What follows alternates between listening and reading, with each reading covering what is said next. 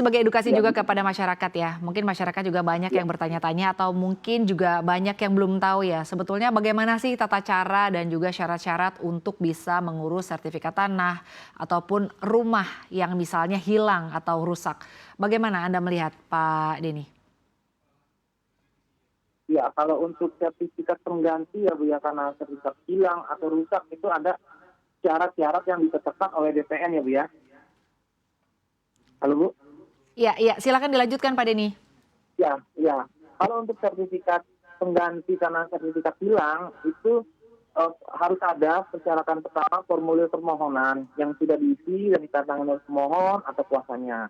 Surat kuasa apabila dikuasakan, apabila pemiliknya adalah orang pribadi, maka wajib melampirkan KTP, kartu keluarga, dan apabila pemiliknya adalah badan hukum, maka wajib melampirkan fotokopi akta pendirian PT dan perubahannya. Dan fotokopi sertifikat ini jika masih ada ya dia masih ada dimiliki oleh pemohon. Dan surat pernyataan di bawah sumpah oleh pemegang hak atau yang menghilangkan. Dan yang terutama wajib ada surat tanda laporan kehilangan dari kepolisian.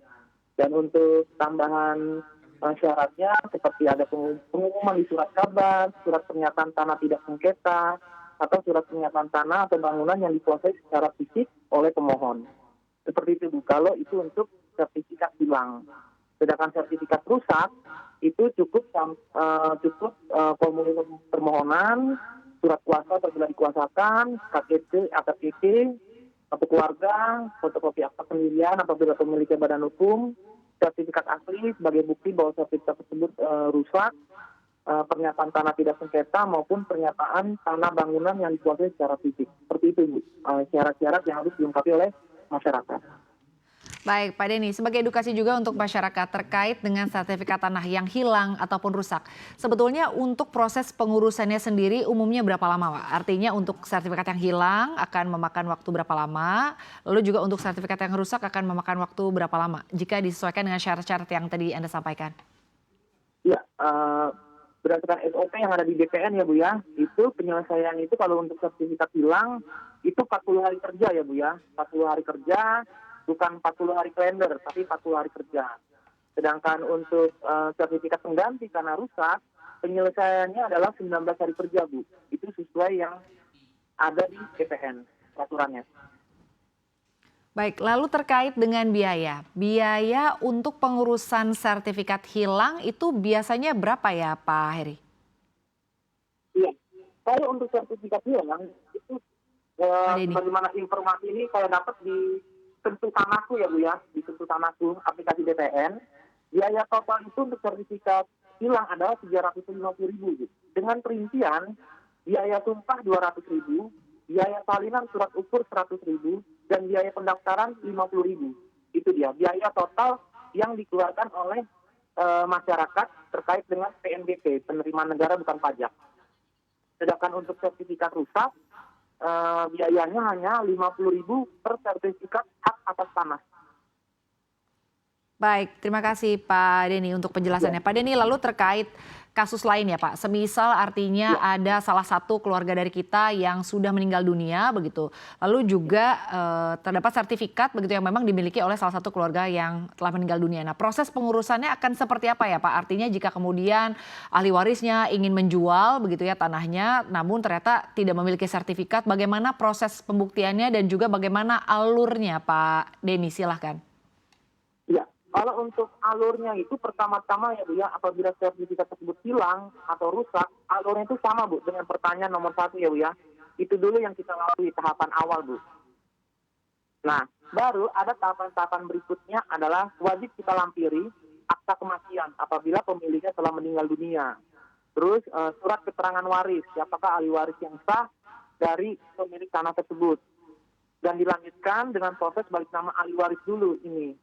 Setelah kita ajukan permohonan sertifikat rusak atau hilang, kita proses balik nama ahli waris setelah terbit sertifikat tersebut atas nama ahli waris atau pembagian hak bersama. Seperti itu Bu. Seorang mengajukan pembuatan kembali sertifikat tanah yang hilang ataupun rusak ya Pak Denny, tetapi ternyata di sistem BPN sudah ada pengajuan blokir sertifikat atas tanah tersebut dan ternyata terindikasi tengah ada sengketa atas lahan tersebut. Nah, bagaimana prosedur yang harus dilewati oleh pemilik tanah Pak Denny? Silahkan.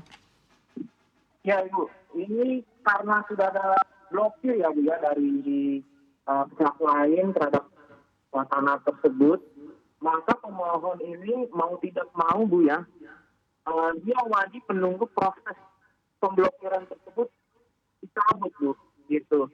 Dan biasanya pemblokiran ini karena ada kasus sengketa, gugatan, atau apapun itu. Dan untuk pencabutan blokir ini biasanya harus juga ada peserta ingkrah di pengadilan.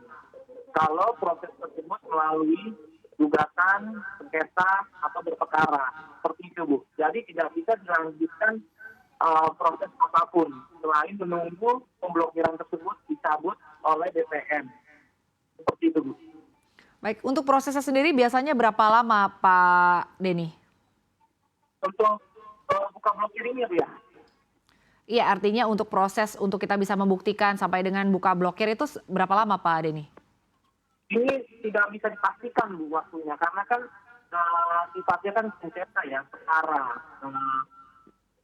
Bisa sampai diputus di pengadilan negeri, pengadilan tinggi, atau bahkan sampai ke Mahkamah Agung. Jadi proses ini panjang Bu dan sungguh lama.